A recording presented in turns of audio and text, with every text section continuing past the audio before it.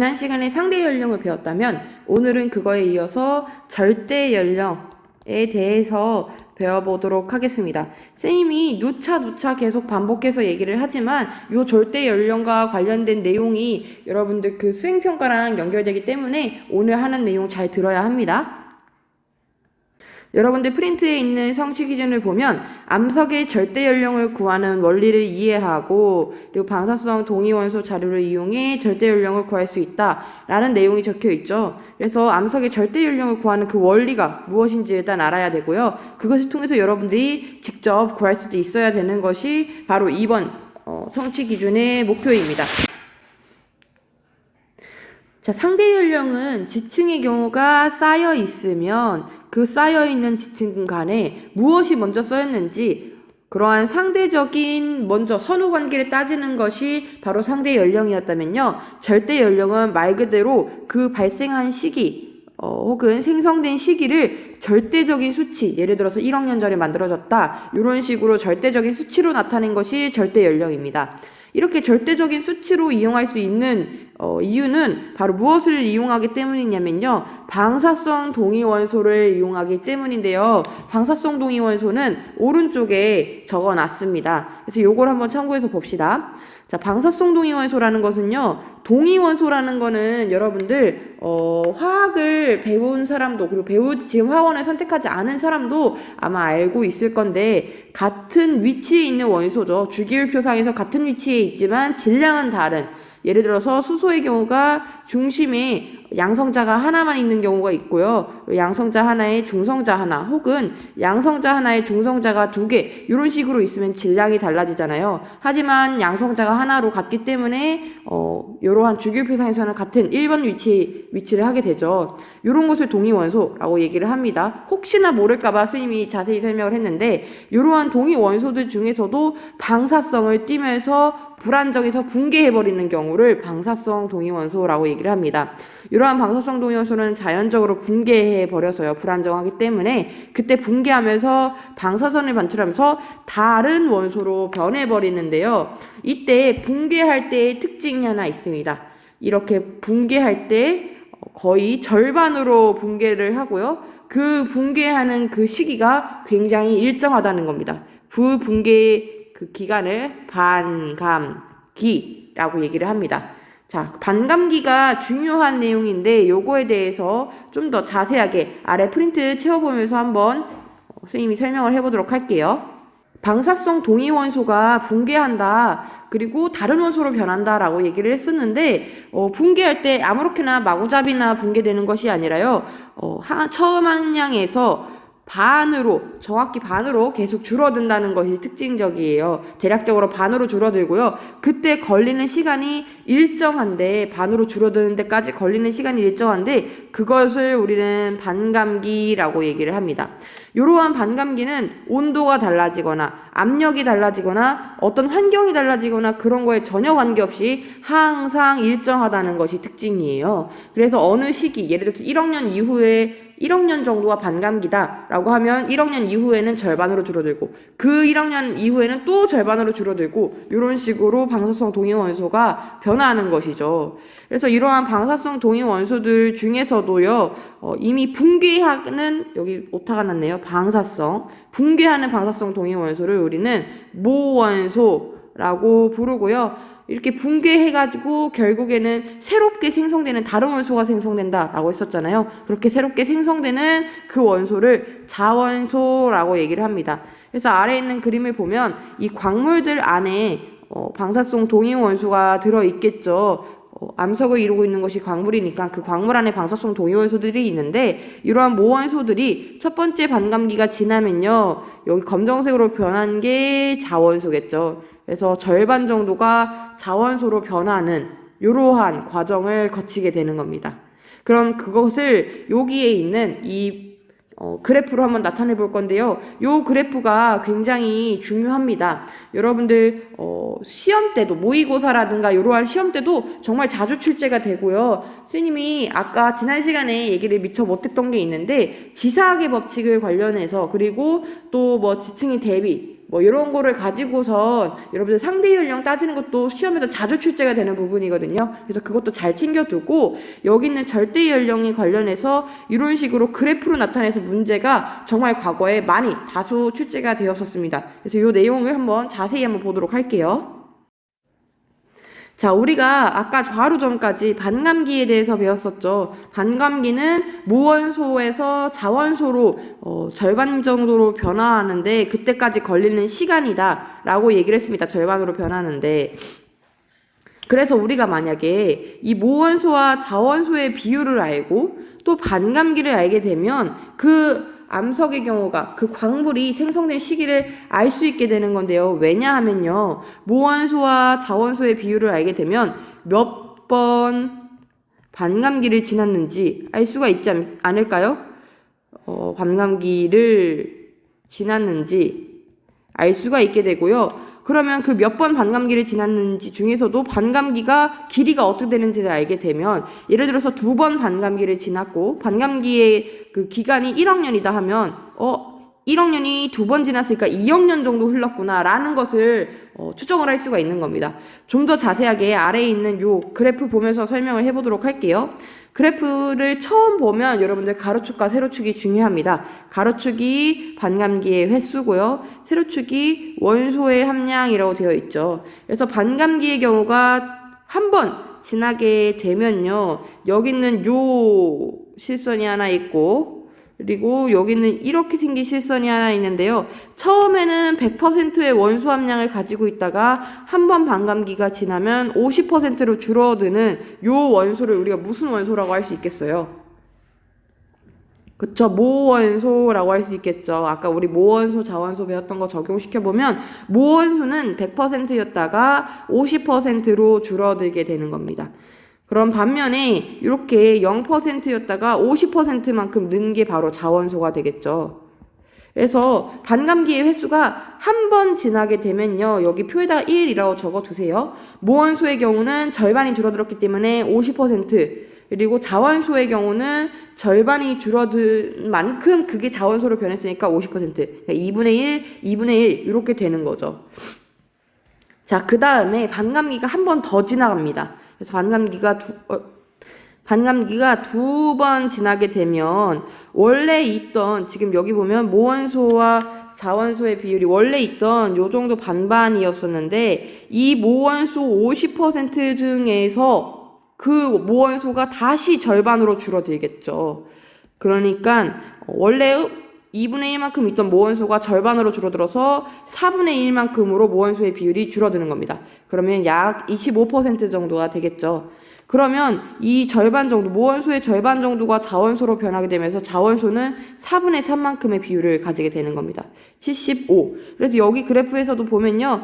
모원소의 함량의 경우가 25%, 즉 4분의 1만큼 줄어든 걸 알 수가 있고 자원소는 반면에 그만큼 늘어나서 75% 정도, 그러니까 4분의 3만큼으로 는 것을 알 수가 있어요. 자, 그 다음에 여기다 2라고 적을게요. 그 다음에 세 번째 반감기를 지나게 되면요. 결국에는 4분의 1밖에 안 남은 모원소에서 또 그것이 2분의 1로 줄어들면서 8분의 1밖에 남지 않게 되고요. 비율로 따지면, 퍼센트로 따지면 12.5%밖에 안 남게 되는 거죠. 나머지 얘가 또 이 4분의 1만큼이 자원소로 변하게 되면서 자원소는 8분의 7만큼이 자원소의 함량이 되는 거고 퍼센트로 나타나면 87.5% 정도가 되겠죠. 이거는 세 번의 반감기를 지났구나 라는 거를 알 수가 있습니다. 자, 그 다음에 모원소의 비율이 더 계속 줄어들게 되면 여기 8분의 1에서 또 절반으로 줄어들어서 16분의 1 그리고 자원소는 16분의 15가 되는 겁니다. 그래서 요 모원소와 자원소의 비율을 보고선 우리가 반감기의 횟수를 유추할 수 있어야 합니다.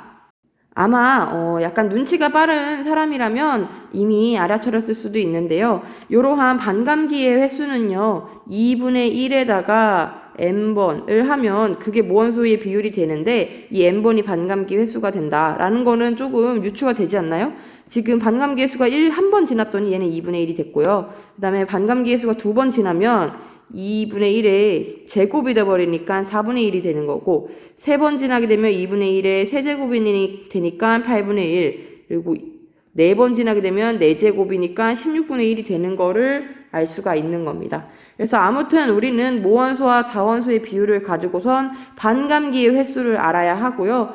만약에 그 문제에서 아마 반감기의 구체적인 기간은 주어질 겁니다. 이거의 반감기는 뭐 1학년이다. 아니면 그 그래프로 나타내든지 간에요. 그렇게 주어질 거니까 그걸 가지고선 문제를 풀어내면 되는 거거든요. 한번 스님이 예시를 하나 들어보도록 하겠습니다. 여러분들도 그 예시는 오른쪽에다 한번 적어놔 보세요. EX 해가지고 반감기가요. 반감기가 2학년인 원소 X가 있다라고 생각을 해봅시다. 원소 X는 2학년 동안 이후에 딱 절반으로 줄어드는 거예요. 그래서 반감기가 2학년인 원소 X가 있고, 그리고 우리가 그 원소 X를 포함하고 있는 어떤 암석의 모원소의 비율을 조사를 해봤더니요. 모원소의 비율이 4분의 1이었다라고 한번 해봅시다. 그러면 요걸 가지고선 그 암석이 어떤 암석이 이러한 원소 X를 포함하고 있다고 했을 때 이 암석의 나이, 절대 연령을 한번 구해보면요. 어떻게 구할 수가 있겠어요? 우선 첫 번째로 여러분들이 모원소의 비율을 가지고선 반감기의 횟수가 몇 번 지났는지를 알아야 합니다. 지금 모원소의 비율이 4분의 1이죠. 그럼 반감기 몇 번 지났나요?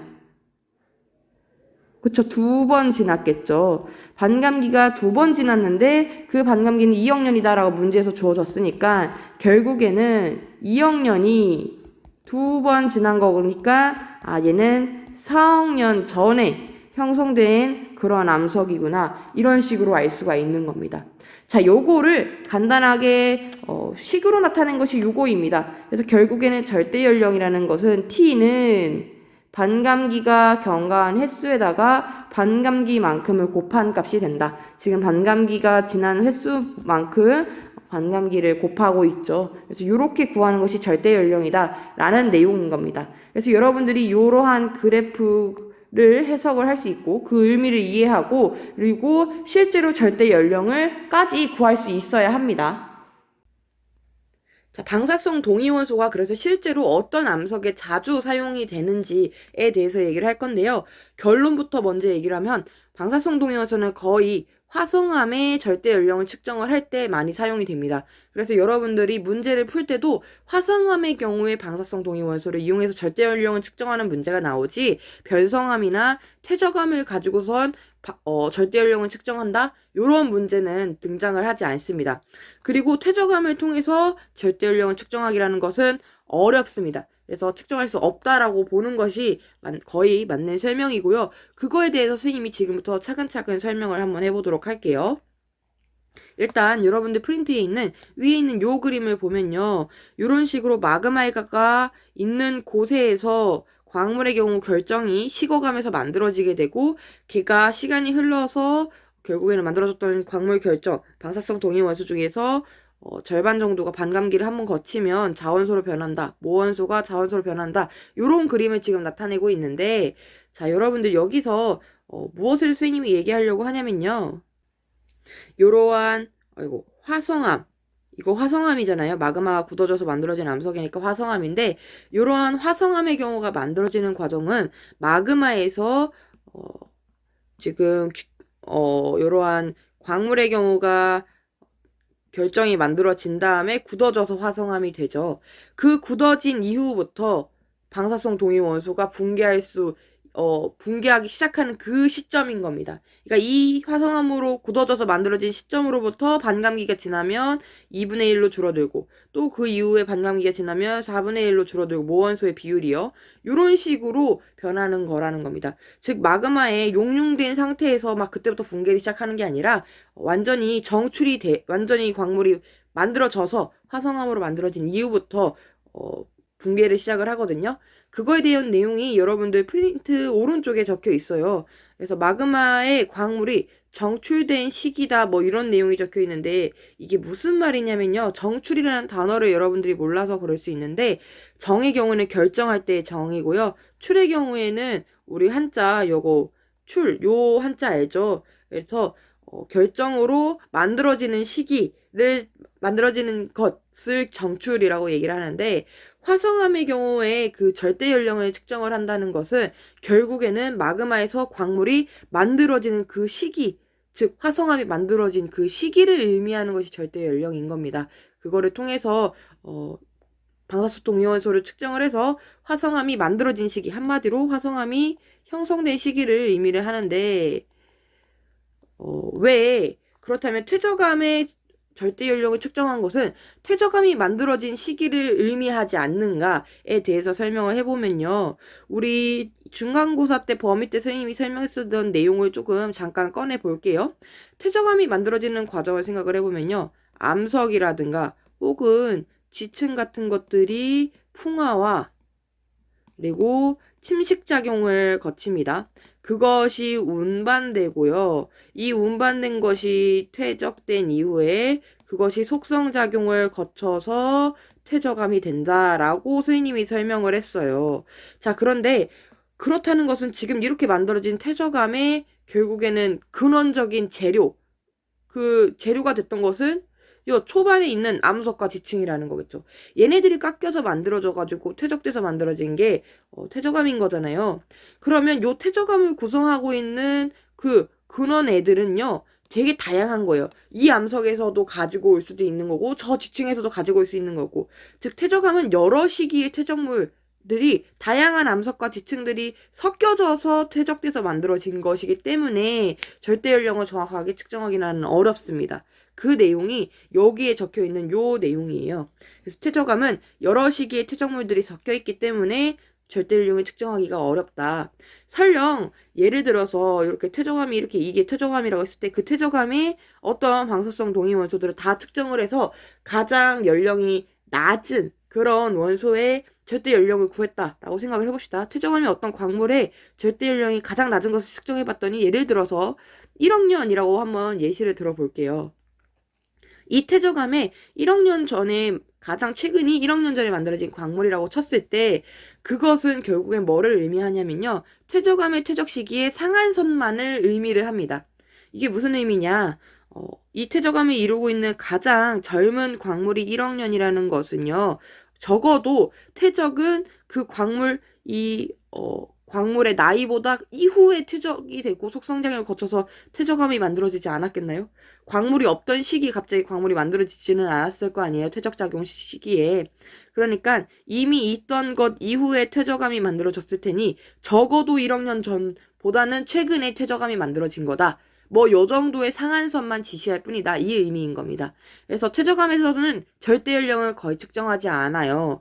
그래서 어떤 식으로 화성암의 절대 연령을 그러니까 연령을 대략적으로 추측을 할 수가 있냐면 화성암의 절대 연령을 주변에 있는 화성암의 절대 연령을 측정한 이후에 간접적으로 여러분들 따져서 알아낼 수가 있습니다. 이것은 그 뒷장에 있는 탐구 활동을 통해서 같이 한번 알아보도록 할 거고요. 이러한 과정이 또 자주 문제로 출제가 되기 때문에 이따가 한번 탐구 활동을 통해서 보도록 할게요. 그러면 우리가 화성암, 퇴적암 했고 변성암은 얘기를 안 했죠. 변성암은 절대 연령을 측정하면 그것이 무엇을 의미를 하냐면요. 변성작용이 일어난 그 시기를 의미를 합니다. 변성작용에 대해서는 우리가 G2 때 배울 거기는 한데요. 변성작용에 의해서 새롭게 만들어지는 광물들이 있어요. 뭐 석유석 같은 거라든가 이러한 새로운 광물들이 만들어지는데 거기 안에 또 이러한 방사성 동위원소들이 많거든요. 그런 애들이 붕괴하기 때문에 변성암의 경우에는 병성작용이 일어나기 시작한 시기를 의미를 한다. 근데 이런 것까지 자세하게는 조금 심화적인 내용이라고 선생님이 생각을 하고 중요한 것은 절대 연령은 거의 화성암을 통해서 우리가 측정을 하는 것이고 우리가 지금 배우고 있는 중점적으로 배우고 있는 퇴적암은 절대 연령을 거의 따지지 않고 화성암을 통해서 간접적으로 알아낼 수밖에 없다 정도로 정리를 하면 됩니다. 이 내용은 잘 알아두고 있어야 합니다.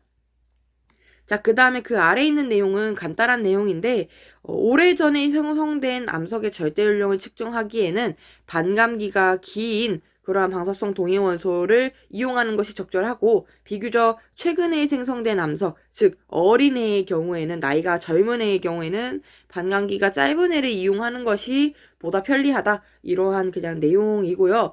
자, 중요한 것은 여기 뒷장에 있는 탐구 활동이기 때문에 여러분들 프린트 24쪽에 있는 탐구 활동으로 바로 넘어가도록 할게요. 자, 요 탐구 활동에 있는 그림은 선생님이 2019학년도에 있었던 고2들이 풀었던 문제 9월 모평에서 가지고 왔습니다. 자, 그림 가는 어느 지역의 지질 단면도와 산출되는 화석을 나타낸 것이다. 자, 지질 단면도라는 말을 처음 들어볼 텐데 그냥 말 그대로 지질 단면을 그려놓은 그런 그림이다 라고 생각을 하면 됩니다. 지질 단면도라는 단어 아마 계속 등장을 해서 익숙해질 거예요. 아무튼 이러한 지질 단면도와 산출되는 화석, 암모나이트가 나와 있죠.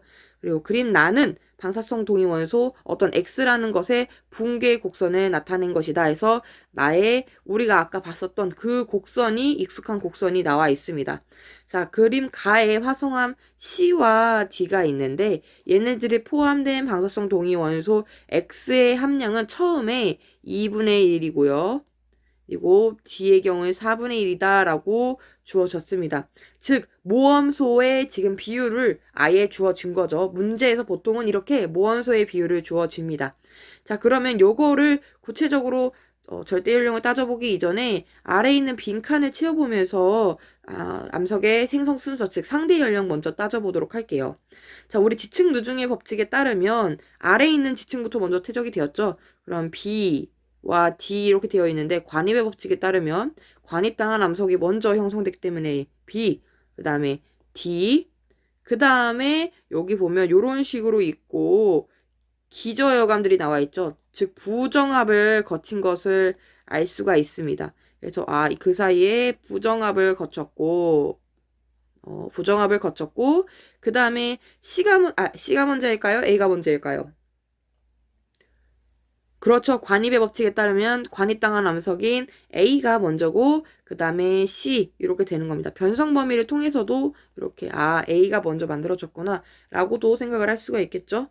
자, 아무튼 이렇게 암석의 생성 순서를 한번 따져봤고요. 이번에는 절대 연령을 따져보도록 할게요. 암석 C의 경우에 절대 연령 먼저 따져보도록 하면요. 얘는 지금 모원소의 비율이 2분의 1입니다.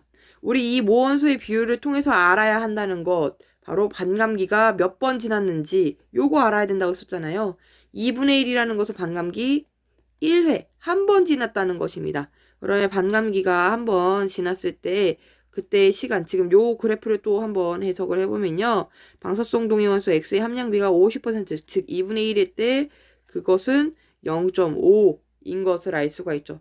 즉 얘의 절대 연령은 반감기가 1회 지난 0.5억 년 전에 만들어졌구나 라는 것을 판단할 수 있는 겁니다. 여기까지 좀 어려울까요? 자, 처음이어서 어려울 텐데 한번 D도 한번 판단을 해보도록 할게요. D의 경우에는 4분의 1이에요. 반감기가 몇 회 지났죠? 그렇죠. 2회 지난 겁니다. 2번 지났기 때문에 모원소의 함량이 4분의 1로 줄어든 거죠. 자, 그러면 여기서 대략적으로 한번 그 비율을 따져보면 요게 40, 30, 20이니까 25 정도 4분이니까 25죠. 그럼 요거를 좀 따라가서 보면 요 정도가 되겠구나. 뭐 이렇게 알 수가 있죠. 그림이 지금 애매한데 요렇게 1번에 떨어져야 되겠죠. 자, 요거를 절대 연령을 요 그래프로도 볼 수가 있는데 사실 요 그래프가 조금 애매하기는 하죠. 정확하게 계산을 하면 반감기가 2회 지났는데 그 반감기는 지금 0.5억 년인 것은 확실하잖아요. 그래서 0.5억 년 하면 1.0억 년, 즉 1억 년 전에 암석 D가 만들어졌구나 라는 것을 알 수가 있습니다. 사실 이러한 과정을 거치지 않고 그냥 바로 머릿속으로 계산해서도 풀 수 있겠죠. 아무튼 암석 C의 경우에는 절대 연령이 0.5억 년 그리고 암석 D의 경우에는 1억 년인 것을 알아냈고요. 그러면 요것을 가지고선 간접적으로 퇴적암인 B와 C의 그러한 형성 시기를 추정할 수가 있어야 합니다. 그거를 한번 해보도록 할게요. 자, 지금 요 순서는 A, B 순서로 둬서 선생님께 뒀는데 가장 먼저 만들어진 것은 B이기 때문에 B 먼저 보도록 할게요. B의 경우는 B, 그 다음에 D가 형성되었기 때문에 적어도 D라는 화성암이 형성되기 이전에 퇴적이 된 거겠죠. 우리 D의 경우에는 아까 우리가 따져봤다시피 절대 연령이 1억 년 전인 겁니다. 그러니까 암석 B의 경우는 적어도 1억 년 전에 만들어진 그런 암석이라는 것을 알 수가 있는 겁니다. 요거 저는 여기서 헷갈리니까 삭제를 할게요. 절대 연령을 물어보는 거니까. 아무튼 암석 B의 경우에는 적어도 1억 년 전에 형성되었다. 1억 년 전보다 더 오래 전에. 자, 그럼 암석 A를 한번 보도록 하겠습니다. A의 경우에는 지금 D와 화성암 D와 C 사이에 지금 형성되어 있어요. 얘는 나이가 D의 경우에는 1억 년 전이었 1억 년이고요. 아이고. 그리고 C의 경우에는 0.5억 년이었습니다. 그러면 1억 년과 0.5억 년 사이에 만들어진 게 A겠죠. 그러니까 얘는 0.5억 년 전부터 1억 년 전 요 사이에 만들어진 애구나 라고 형성 시기를 추정할 수가 있는 겁니다. 이런 식으로 지금 화성암의 절대 연령을 먼저 알아내고 그 다음에 그 사이에 껴있는 퇴적암의 절대 연령을 추정을 할 수가 있다. 요 내용이 또 자주자주 출제되는 부분이기 때문에 여러분들 반드시 요 탐구활동 잘 알고 있어야 합니다.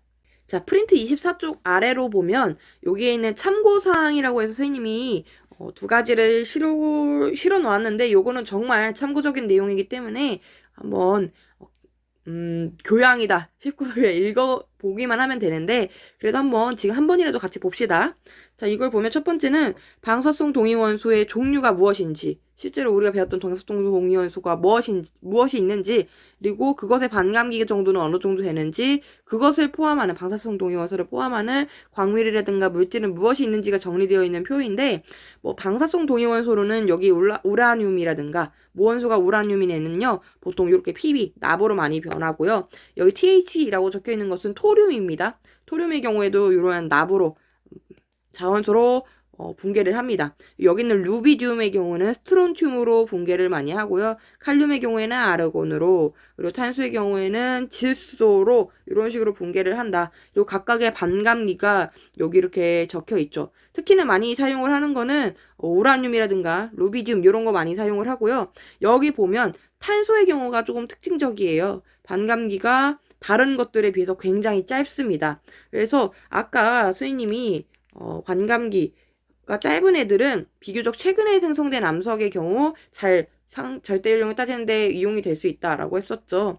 그래서 그것과 관련해서 아래에 보면 방사성 동위원소는 방사성 동위원소 탄소의 경우에는 이러한 반감기가 짧기 때문에 비교적 최근에 생성된 지층에 있는 화석의 경우라든가 혹은 우리 인류가 살았던 그런 고고학적 유물 그때 시대, 인류 그 역사 시대에 있었던 유물들의 연대 측정에도 많이 이용이 되는 것이 방사성 탄소입니다.